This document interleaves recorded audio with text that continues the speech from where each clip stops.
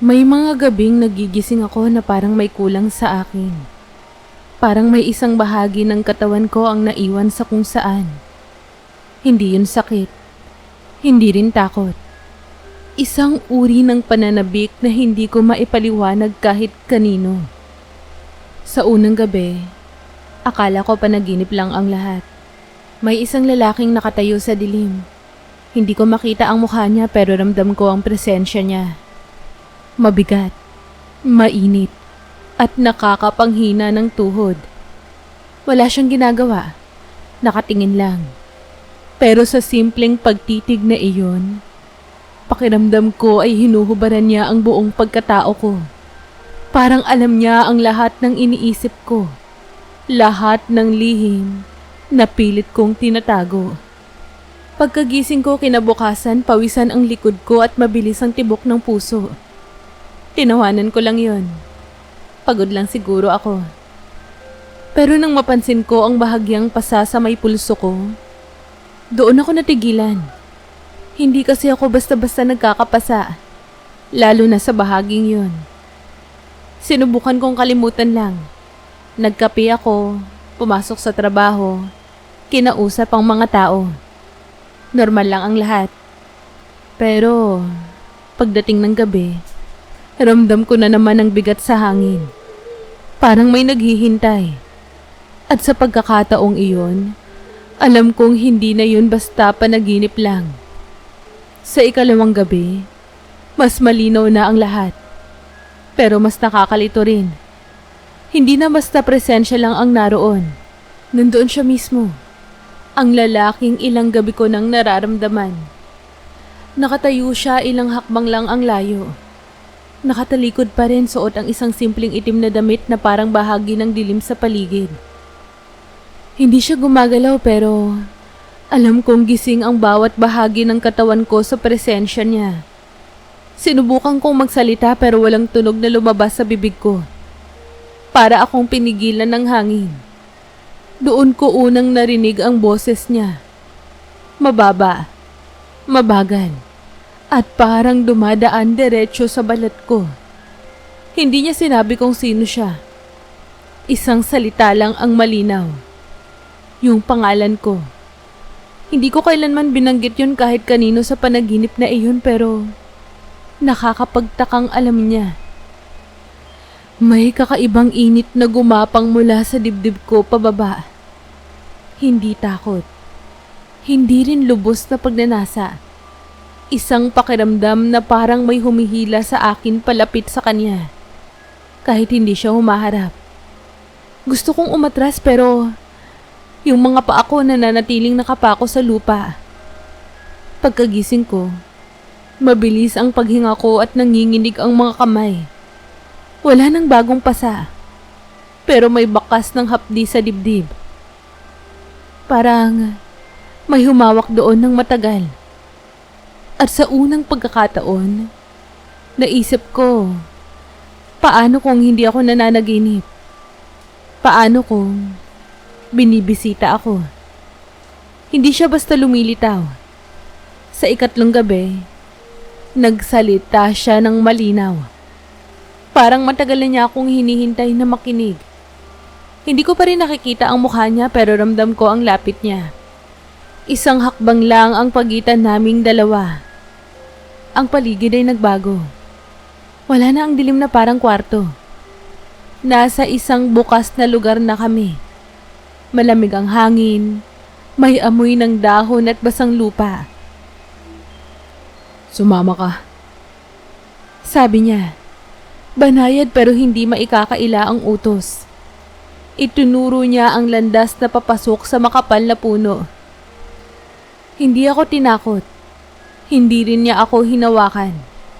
Pero sa boses niya, may pangakong hindi ko maipaliwanag.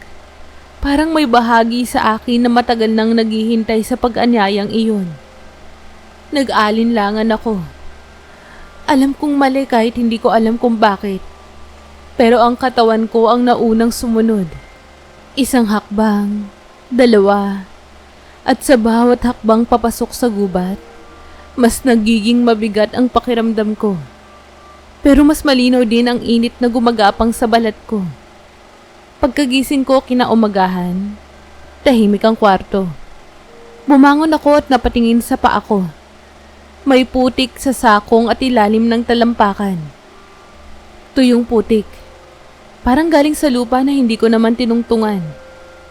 Doon ko unang naramdaman ng takot. Dahil alam ko sa gabing iyon, pumayag akong sumama. Hindi na ako nagising sa dilim noong sumunod na gabi. Liwanag ang bumungad. Maputla. Parang tanghaling tapat na walang araw. Nasa harap ako ng isang kubo na pamilyar at hindi pamilyar sa parehong oras. Kahoy ang dingding. Luma ang bubong. Pero ang kakaiba roon, wala itong anino. Kahit saan ako tumingin, walang bakas ng araw sa lupa. Parang ayaw ng liwanag na manatili. Naroon siya sa may pintuan. At sa pagkakataong iyon, humarap na siya sa akin. Guhapo ang hulma ng mukha. Pero ang mga mata, parang may mali. Masyadong malinaw. Masyadong buhay. Parang may apoy na nakakulong sa loob nito. Hindi siya ngumiti. Ngunit ramdam ko ang kasiyahan niya nang makita ang takot sa akin.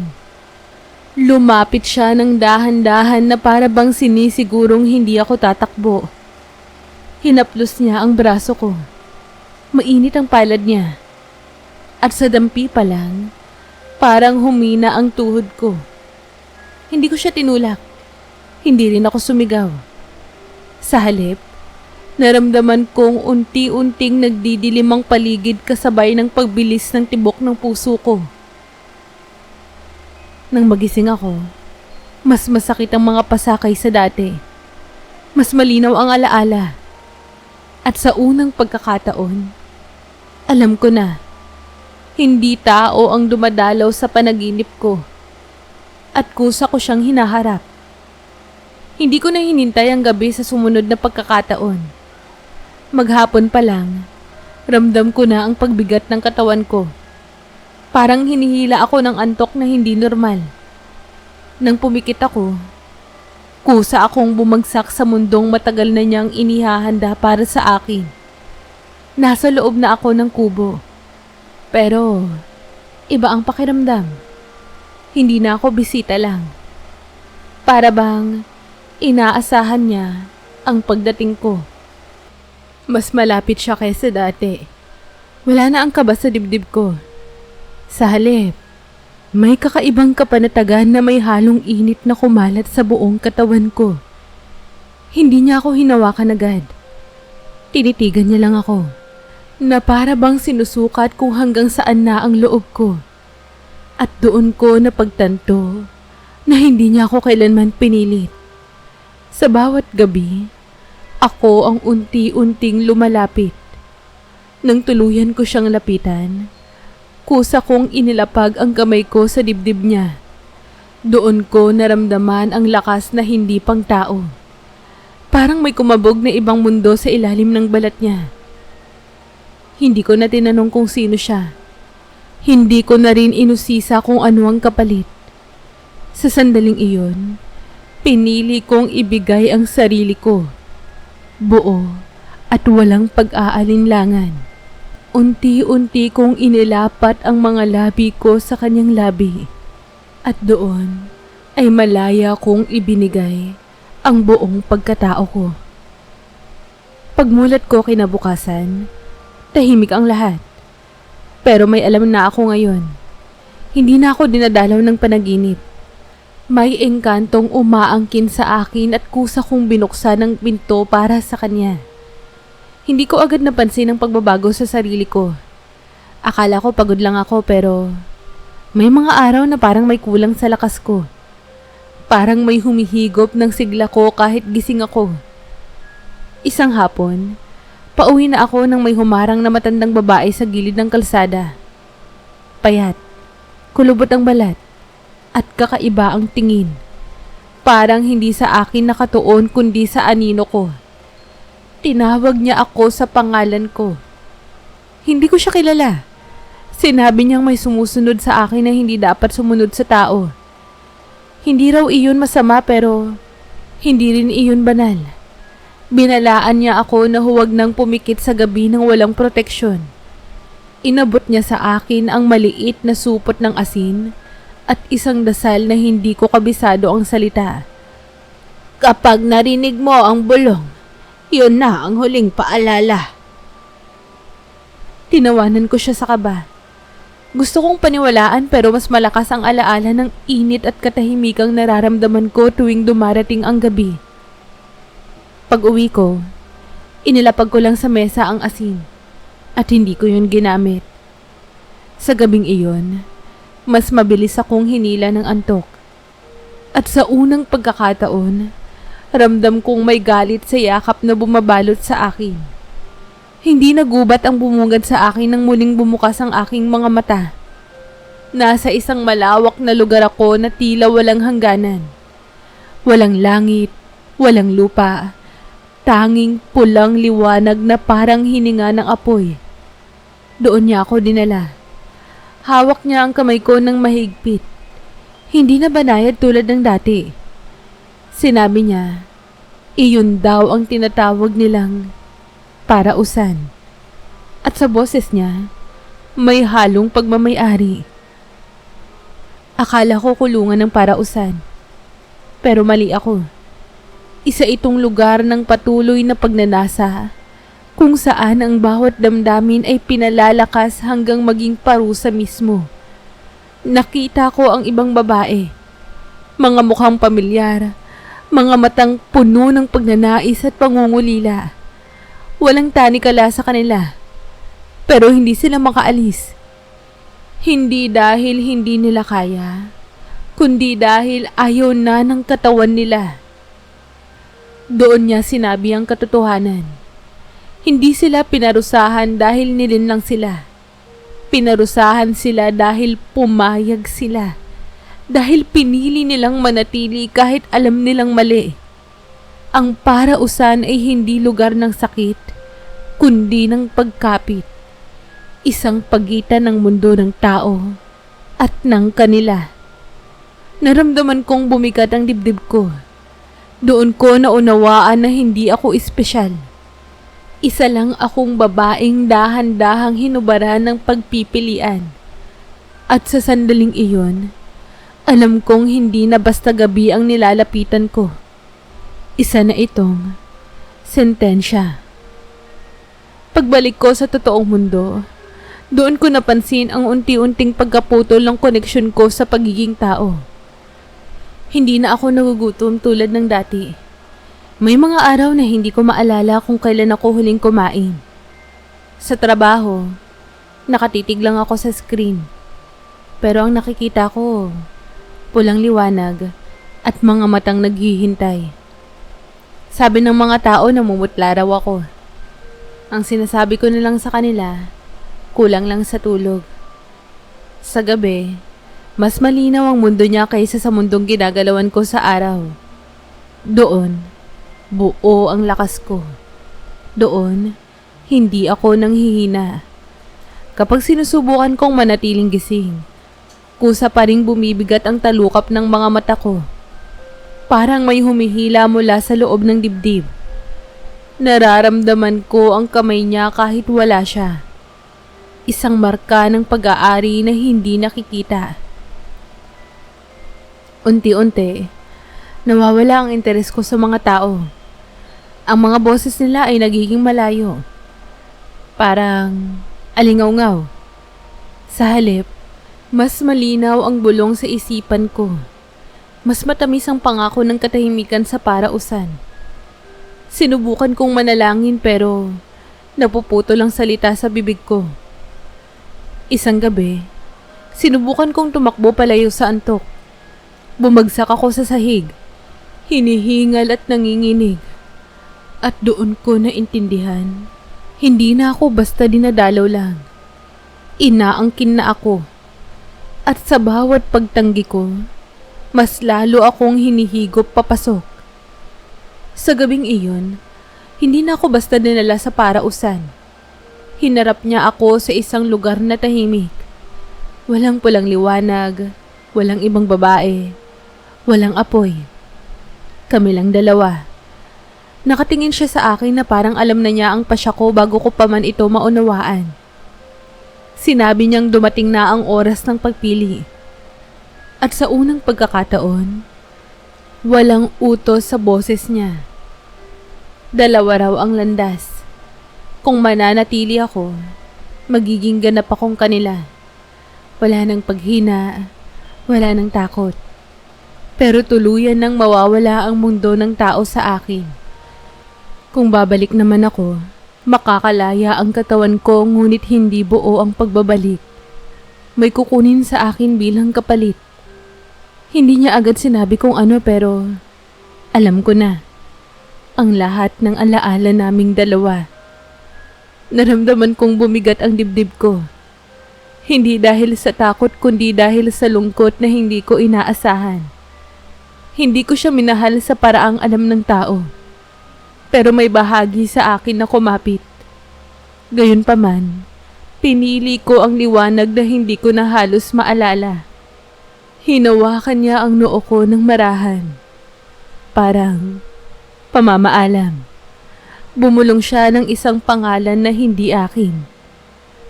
Tapos, nagdilim ang lahat.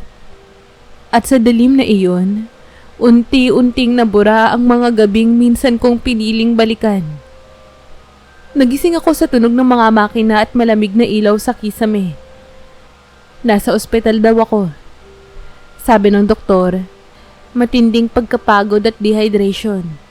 Ilang araw akong walang malay. Tumango lang ako kahit hindi ko maalala kung paano ako napunta roon. Normal ang mga resulta ng pagsusuri. Pero may lungkot sa mukha ng nurse na tumingin sa akin. Parang may napansing hindi maipaliwanag. Pagka-uwi ko, bumalik ang dati kong buhay. O, yun ang sabi nila. Gumigising ako, kumakain, pumapasok sa trabaho. Pero sa loob ko, may butas na hindi ko mahanapan ng dahilan. May mga sandaling natutulala ako. Parang may hinihintay na boses na hindi na dumarating. Kapag napapadaan ako malapit sa mga puno o bakanting lote, bigla akong kinakabahan. Kahit wala naman ako maalalang masama. Sa gabi, tahimik ang panaginip ko. Wala ng presensya, wala ng init, wala ng bulong. Pero paminsan-minsan, nagigising akong may luha sa mata. Hindi ko alam kung bakit. Napapahawak ako sa pulso ko at doon ko napapansin ang marka. Hindi pasa kundi parang lumang bakas na ayaw maglaho. Sabi nila, ligtas na ako. Pero sa bawat paghinga ko, ramdam ko na may bahagi ng buhay ko na hindi na babalik. Isang bahagi na kinuha kapalit ng kalayaang pinili ko. Hindi ko sana ikikwento ang lahat ng ito. Matagal ko na sanang sinubukang ikulong sa katahimikan ng mga puwang sa alaala ko. Umasa, na kusang mapupuno ang mga iyon ng paglipas ng panahon. Pero, may mga gabing hindi ako pinatutulog ng pakiramdam na may nakatingin. Hindi mula sa labas, kundi mula sa loob ng sarili ko. Parang may lihim akong tinatanggihan kahit hindi ko maalala kung ano iyon. Isinusulat ko to ngayon dahil alam kong ako ang babaeng iyon. Ako ang nagising na may mga bakas sa katawan at mga luhang walang pinanggagalingan. Hindi ko na maalala ang mukha niya. Hindi ko na maalala ang mga salitang binitawan niya. Pero may isang bahagi sa akin na sigurado. May engkantong minsan na umangkin sa aking pagkatao. At kusa kong binuksan ang sarili ko sa kanya. Minsan, kapag tahimik ang paligid, may naririnig akong bulong na hindi ko maintindihan. Hindi na ito malinaw pero sapat para bumilis ang tibok ng puso ko. Hindi ko alam kung paalala iyon o babala. Hindi ko rin alam kung tuluyan na ba akong pinakawalan o hinahayaan lang na mabuhay na may kulang. At ikaw, kung nakikinig ka ngayon at may gabi kang hindi maipaliwanag, huwag mong baliwalain yun. Dahil ang parausan ng engkanto ay hindi palaging lugar. Minsan, isa itong alaala o kawalan nito na habang buhay mong dadalhin. Hindi ko to sinulat para manakot. Sinulat ko to dahil ako ang ebidensya na may mga bagay na hindi kailangang manatili para sirain ka. May mga gabing maayos ang tulog ko. May mga araw na normal akong tumatawa. Pero may mga sandaling humihinto ako bigla. Parang may bahagi ng alaala na gustong umangat pero pinipigilan ng isang pader na hindi ko makita. Hindi ko na maalala ang mukha niya pero alam kong minsan may tumawag sa akin sa paraang walang ibang nakagawa. Hindi ko na maalala ang init pero alam kong may minsang humawak sa akin na nag-iwan ng marka kahit wala ng bakas. Ang alaala ay kinuha. Pero ang epekto ay nananatili. Parang aninong walang pinanggagalingan. Ako ang nagkikwento nito ngayon. Hindi bilang biktima, kundi bilang babala. Dahil ang parausan ng engkanto ay hindi laging sigaw o dugo. Minsan, ito ay katahimikan. Isang buhay na buo sa mata ng iba, pero may puwang na ikaw lang ang nakakaramdam. Kung may gabi kang biglang bumigat ang hangin, kung may panaginip kang ayaw mong bitawan kahit alam mong mali, mag-ingat ka. Hindi lahat ng pumapasok ay lalabas na buo. At may mga engkantong hindi ka hinahabol dahil hinihintay ka lang na pumayag. Kamusta po kayo? Muli, maraming salamat po sa pagsubaybay. Huwag niyo po sanang kalilimutang mag-like, share, comment, at subscribe.